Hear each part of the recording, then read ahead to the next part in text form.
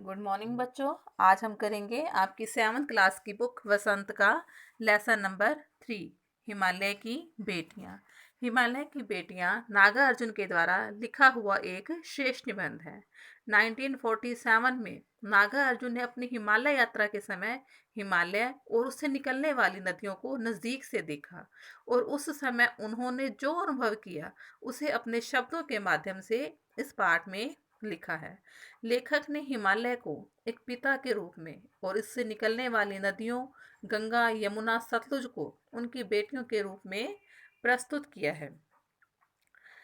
इसी प्रकार समुद्र को सिंधु और ब्रह्मपुत्र नदियों का हाथ पकड़ने वाले दामाद के रूप में चित्रित किया है। सर एक नवीन कल्पना उसके प्रति प्रस्तुत की है। इन नदियों को लेखक ने चंचल बेटी के रूप में चित्रित किया है। उनके जंगलों, घाटियों, पहाड़ियों से होकर गुजरने को नदियों का लीला निकेतन कहा है कि जंगलों, घाटियों, पहाड़ों से जब ये नदियां होकर गुजरती हैं तो ऐसे उसको लीला निकेतन बताया है कि लीला निकेतन कर रही हैं। साथ ही उन्होंने जो दूसरे लेखकों की हिमालय और नदियों के प्रति क्या कल्पना है उसको इस लेसन में बताया गया है। लेखक ने नदियों को एक बहन के रूप में कल्पना करता हुआ गुनगुनाता है। इस लेसन में बच्चों नदियों को लोक माता कहा गया है। लोक माता क्यों कहा गया है? क्योंकि जो नदियां हैं वो जीवन दायिनी है, हमें जीवन देने वाली हैं।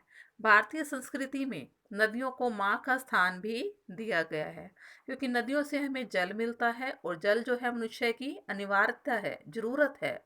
जल मानव के लिए ही नहीं बल्कि पशु, पक्षी, पेड़, पौधे सभी के लिए बहुत जरूरी है।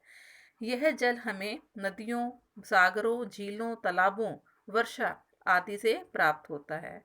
नदियाँ जो हैं कारखानों और फैक्ट्रियों से जो विष रूपी रसायन निकलते हैं उनको अपने अंदर लेकर संपूर्ण विश्व को जीवन प्रदान करती हैं। देखो कारखानों, फैक्ट्रियों से जो भी विष रूपी रसायन निकलते हैं सारे नदियों में डाल देते हैं और फिर भी नदी हमें जीवन प्रदान करती है। तो इसमें नदियों को लोक माता कहा गया है।